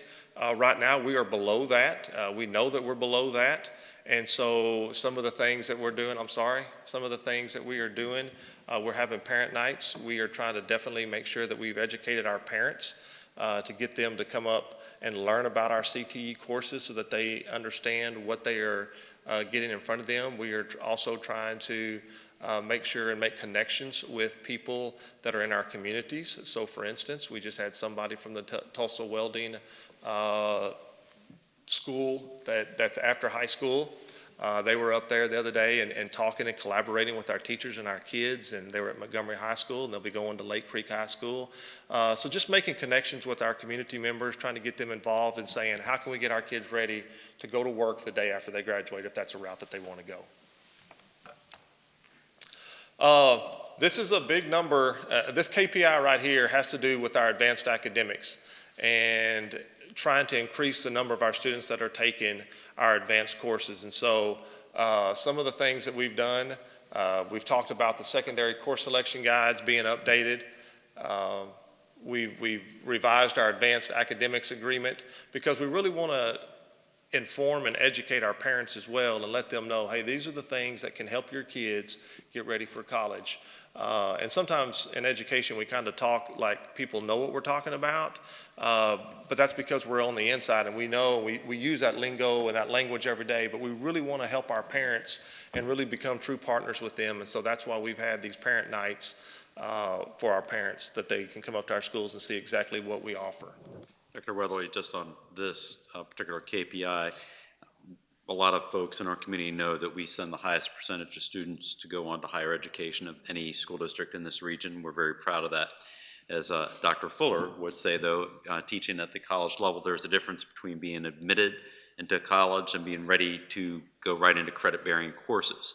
And so while we're very proud of the percentage of students that we're sending on to higher education, what we have to make sure is we're very intentional and make sure those students are ready on day one to take credit-bearing courses and not need remediation. And so the focus of this particular KPI really is to make sure that our students are getting that level of rigor while they're in high school with the supports and the caring tutelage of our amazing educators, and then not for the first time experiencing true college-level rigor the first day they're in Dr. Fuller's class. So is that fair to say, Dr. Fuller? Amen. Well, and next year, whenever we come back and report on this, we're going to be able to give you some very robust numbers from our APs, our courses, and our dual credit, and the number that we've been able to increase in that area. And they're not just small gains. I will tell you they're very significant gains in that. And they're that last little gear there. I'd be remiss if I didn't point out that our lead counselors have been very instrumental in educating our kids and being less of a gatekeeper and more of an encourager and trying to get those students in there. And so we are very proud of what we've done in the area of advanced academics. Dr. Weatherly, I want to make one observation, and it goes to the folks in the room who are making these strides every day for us. I think this is about the 6th or 7th program update, goal update that we've sat through. And I think what I observe is that those targets that you've put are not cheap targets. Those are going to be hard to struggle for, to reach for, and I'm really proud of y'all for that. You could have very easily put something that we know we'd get in 4 years, we'd know we'd get in 3 years, and I just want to say y'all are making it real meaningful when you do it this honest and truthful and integrity-filled way. So thank y'all. You bet. And I would say that that's been another dedicated effort, and I think while they're achievable, they are high enough. We've always said you can't learn to high jump if you don't set the bar high. And so we think we can attain them. Well, that's a good metaphor, because I don't know that I could ever learn to high jump, but yes, you can, Dr. Moore. I will say that when I see these kinds of goals set before us, I will always be on the side of someone who set a high goal and maybe just missed it, rather than someone who set a low goal and cleared it by a mile. So I think y'all are just bringing a lot of truth to this. So thank y'all. And our communication department has helped highlighting students in the CTE program too, I think. It's helped y'all. So performance objective 4 is maintaining reading readiness in pre-K through 3rd grade. So we're going to talk to you a little bit about where we are and what we're going to continue to do. So when we think about elementary data, we have a variety of sources. We all have heard about the STAR test, and we've talked a little bit about that. We have universal screeners, pre-K through 5th grade, and we also have internally developed assessments. That may be a benchmark, it may be a common assessment, it may be formative assessments, tons of data points. What we always want to do when we look at our sources of data is, number one, make sure it's valuable. And how do we do that? We make sure that it's aligned to the Texas Essential Knowledge and Skills that we're all required to teach. We also want to make sure, because of the rigor that we're trying to incorporate, we want to make sure that our questions align to the rigor as students see in the upper grade levels when they're tested with STAR. We also want to set our internal data points a little bit higher than those mirrored in STAR, because again, yes, we're excited when we meet that approaches standard, but we're really shooting for those higher targets of the meets and masters ratios. So again, these are the different qualifiers, if you will, when it comes to STAR and how our students are assessed in 3rd through 5th grades. 3rd, 4th, and 5th at the elementary levels. When we think about KPIs 1.4.1 through 1.4.5, we're looking again at the students who score at the meets or above in 3rd grade reading, and then also for pre-K through 2nd, we're looking at the end-of-year universal screener data. STAR targets are set by the state. We set internally our targets for pre-K through 2nd grade. So again, I'd mentioned setting our targets a little higher. You will notice that the percentage of 3rd grade students who are required to meet that meets standard is set at 60%. Our internal targets are 70% or higher. When we look at that 60% target, we used a 90-60-30 formula. And that formula is set when you're calculating that A rating that we're very proud of. And so we want to be sure that we set at least a 60% there to make sure that we're in alignment of 60% of our students at minimum meeting expectations on STAR. And then internally, again, we're setting those higher because we really want to be sure that we're providing quality reading experiences for our children. Because, and again, I'm going to step ahead of myself a little bit, but that solid foundation in literacy is critical to every single grade level beyond high school. So some of the things that we've done at the beginning of the year, every elementary teacher participated in a gradual release of responsibility instructional framework training. The last couple of years, several of our teachers have participated in the Texas Reading Academy, focusing on the science of teaching reading. All of our elementary principals are currently participating in that, as am I. And then we also have a number of our dual language teachers who are participating in a biliteracy model. Because we feel like, and I saw your face when I'd mentioned the elementary principals, as well as myself, we need to understand the science of teaching reading to be able to support our teachers. We have really focused on strengthening and improving the writing process on each campus. And then I'm going to talk in just a minute about developing an instructional framework for literacy. One thing that we as a team felt that we could improve upon is defining what effective literacy and instruction should look like. And so there was a lot of collaboration, but we really wanted to focus on the approach that we as Montgomery ISD wanted to take. So when you walk into a classroom, what should you expect to see? What should parents expect that their children are learning? Nationally, a large percent of the students are reading below expected grade level. We don't want that in MISD. We want to make sure that our foundation is solid, so we're ensuring success for every child.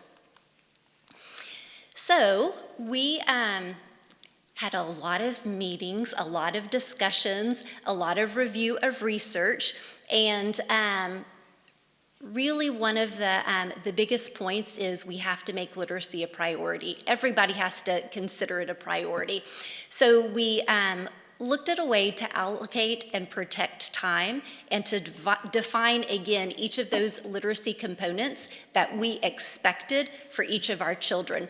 And then we also put into place systems for monitoring data, making sure that each child is getting exactly what they needed. In that process, we also feel it's very important for students to have ownership of their own data. We want them to feel successful wherever they are, and we want to be sure that we're involving them in celebrating their successes. Objective 5 is pre-K through 3rd grade students demonstrating meets or above in mathematics. So again, this is laid out very similarly. You will see again that 60% target for meeting or above in 3rd grade, and then internal assessments. Our benchmark, our target is a little bit higher.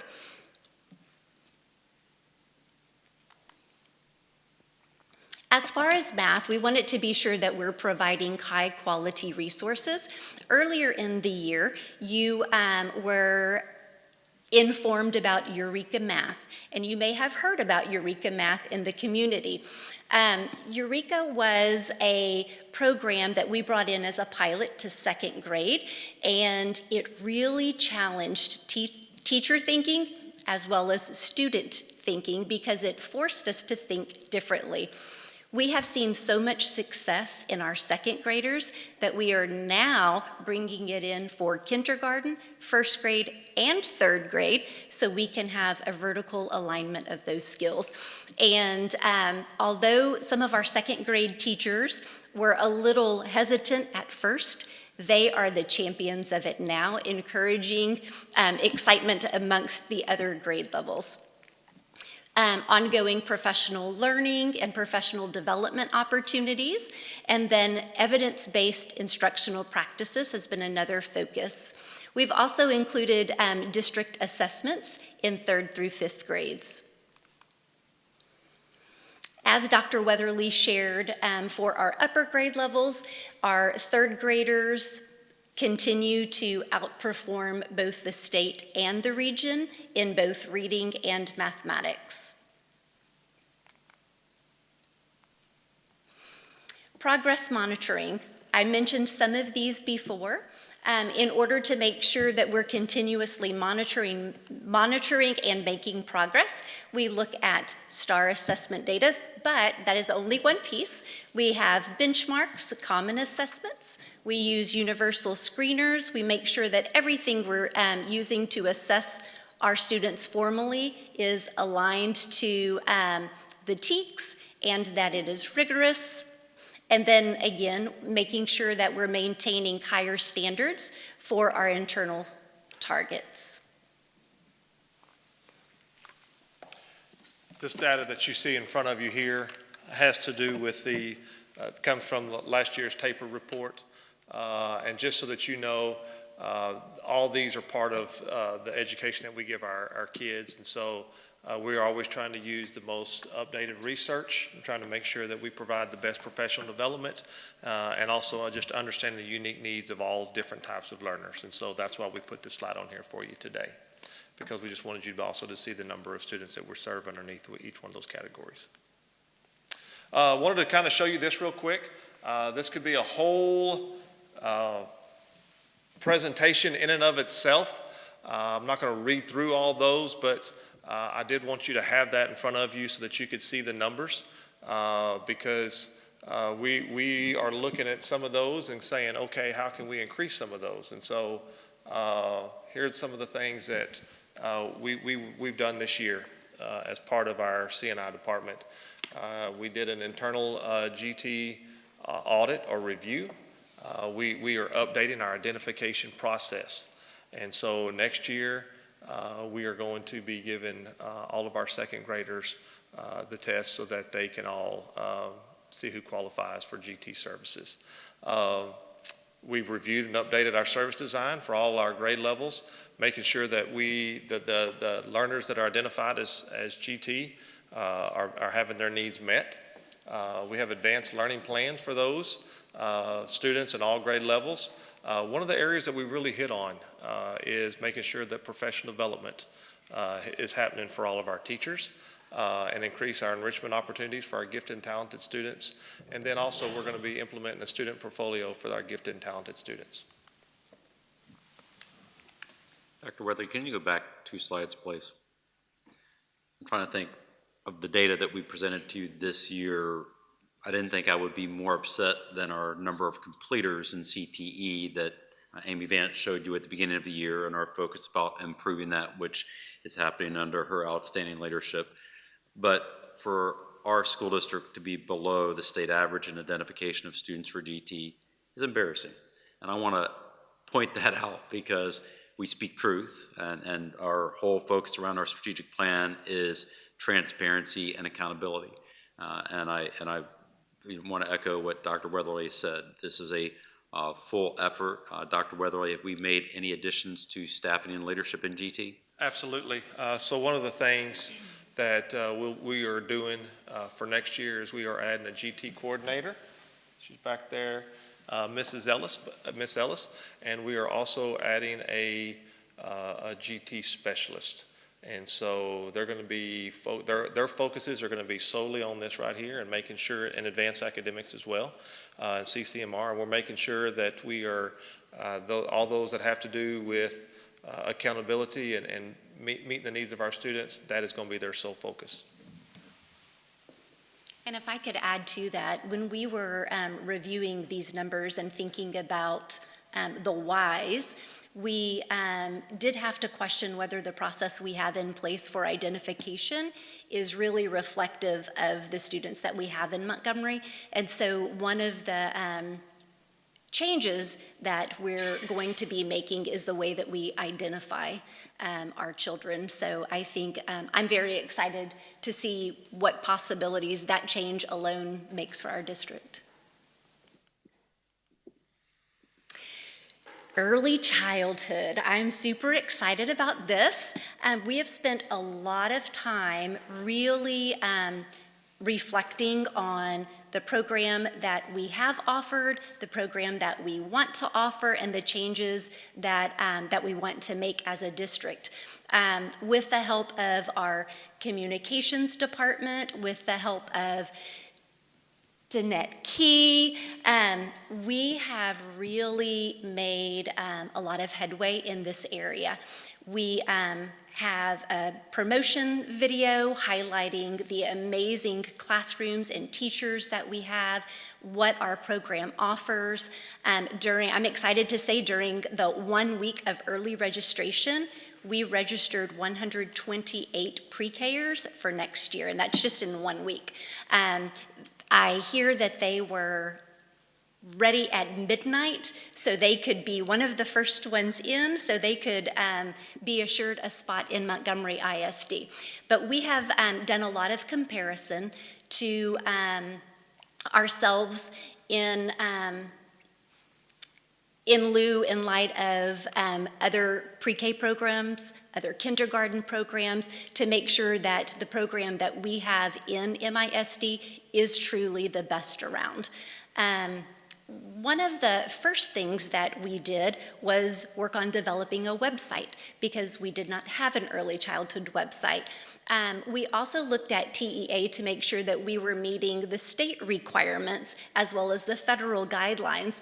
One of the first initiatives was sitting down and looking at a program assessment.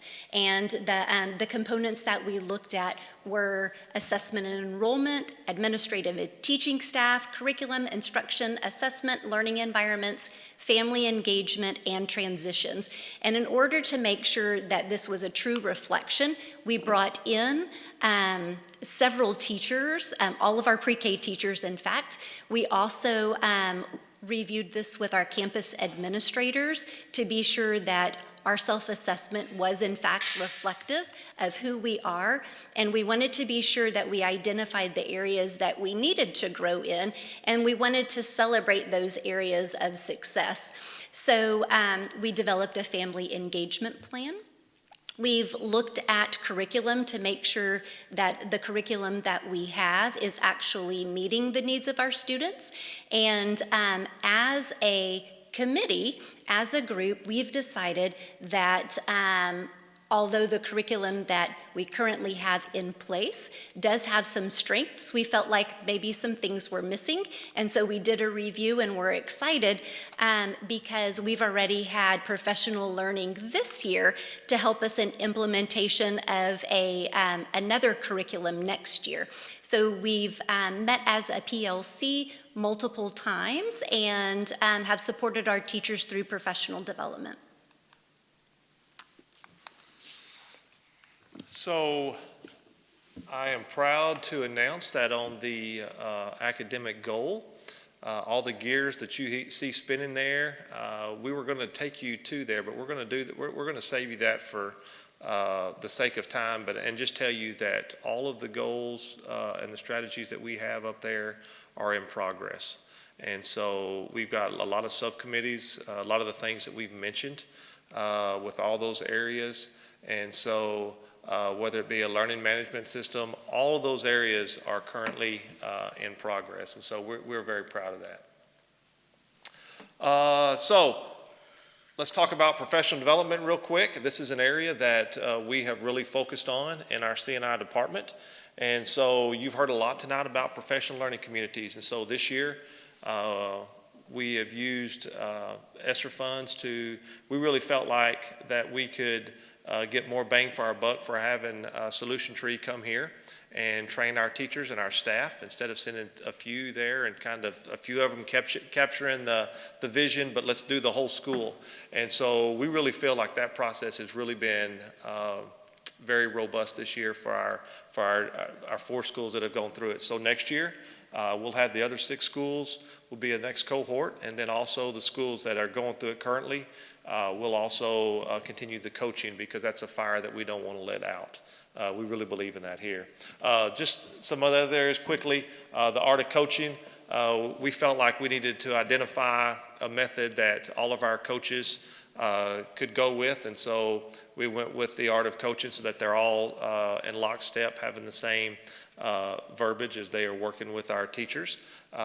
We've paid a lot of attention in looking at data through the Lead Forward accountability training and their intervention conference. We're always looking at high quality instructional resources and implementing those to support our teachers. Curriculum Design Academy, ASCD, that is always a great place to send our teachers to, and also the people that are in our department. We have sent a great number of people to the Texas Association of the Gifted, the GT, and making sure that, and following up, that all of them that are teaching identified or GT identified students have their 30 hours. Once you get your 30 hours on an annual basis, you have to have 6 hours. And so we are making sure that we're offering that either in or at Region 6. And again, the Danette Key is also doing our Reading Academy, and then STAR 2.0 redesign. This is probably the best slide of all that we're really probably most proud of. And so a while ago, Meg and Jamie got up here and talked about our grading processes, but some of the things that we've done this year, we've put together a district task force of MTSS. MTSS is multi-tiered systems of support that is supporting the entire student in the areas of academic and behavior and social and emotional learning. And so we are making sure that every student basically has an IEP, and making sure that we have all the designs at the campuses to make sure that we're supporting all those students. Since December, our team, among many things that they are doing, conducted a self-audit of our curriculum to go through and make sure that our resources and our scope and sequence is aligned with the TEKS, and making sure that everything that we do have in the boundaries of Montgomery ISD are vetted. And so we have made a strong commitment to that. Also, House Bill 4545 that we all inherited last year, making sure that we're given the resources to support our campuses there. And then also the T class that we were granted this year to support our teachers, whether it be through resources or just to grow your own, trying to encourage some of our own people here that are parents to become teachers. And so you see a lot of other little things that are on there, grade point scale, master schedule. We're making sure that, as people say, show us your budget and we'll show you where your priorities are. And we also say in the world of academics, show us your master schedule and we'll show you where your priorities are. And so we've made a commitment to having a very leveled out master schedule for our high schools and our junior highs. All right, so what are we going to start turning our efforts to now? We're making sure that we're always looking at refining our curriculum, the scope and sequence, how we lay that out, what we teach and how we teach it, and in what order is always very important. I talked a while ago about expanding our professional learning communities and making sure that we have time set aside for our teachers to collaborate.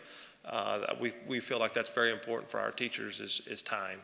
And I think that you'll also see that in our new calendar that we have next year going forth. Alignment between assessment, curriculum, instruction, and resources. You kind of see that spinning wheel right there. They're all very interconnected, and you can't have one without the other, and what drives the other one, and you can put that up for debate, and we could talk about that all night long. But you got to have a good curriculum so that they learn and then assess, and then what are we going to assess, and that's how we teach. And so we always want to make sure that we're using assessment and the data to drive what we teach, okay? And then that's the instructional model just talked about there. So in conclusion, I would tell you that Mrs. Fitzpatrick, this team that's behind you back here, we are very proud of the work that we're done. We're not resting on our laurels. We know that we have more work ahead of us. We are very excited about our new C&I director that's going to be coming in, Dr. Chris Summers. We feel like we have assembled a very good team that is very collaborative and continue to march down that academic path. Board members, any questions? Is there anything we're doing for the parents as far as a program to help them understand this? Absolutely. We've increased the number of parent nights that we have. We are trying to make sure that we message one voice for all of our campuses. And I will say that Justin has done a great job in helping us get a lot of that out.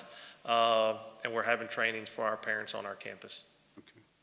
I will say too, some of it is, some of those are responsive to needs that we hear about. For instance, earlier in the year, Eureka Math was hard. It was an implementation. It was a shift in the way that students were thinking about math. It was more abstract eventually. They had to, there were multiple models and representations that could use, and so it was very uncomfortable and unfamiliar. As we got that input, there was an invitation sent by all campuses for parent trainings. So some of those we plan, and some of those are more spontaneous according to the need. Have you seen the parent involvement increase lately, or is it about the same? Or? Oh, they are ready to be back in schools. Okay. Yes. I just want to make a comment because you saw my face when you said that the principals and somebody else, who else in the schools is, and you, are doing the Texas Reading Academy. That's very impressive because that shows the dedication, because having the leaders understand what the people they're leading are doing is vital, and so that they can give support and so that they understand the importance. Anyway, I'm just very impressed with that. So, questions, comments? Thank you. That's a great Goal 1 update. Thank you all very much. Board members, we have item 7E, which was the preliminary budget fiscal year report. However, I am going to ask that we table this item, and I'll make that motion here in a second, mostly on the grounds that we just recently received new information today that will allow us to give a more thorough update in the future. However, it was an agended item. We do need a motion to table, so I will make that motion that we table item 7E, the preliminary budget update for 22-23 fiscal year. Is there a second? I'll second. Ms. Turner has seconded. All those in favor? Aye. Aye. Opposed and abstained. All right, so we will table that to a future meeting. And item 7F, the monthly financial report. Are there any questions on that? All right, hearing no questions and seeing that all items on the agenda have been addressed, I'd like to adjourn this meeting.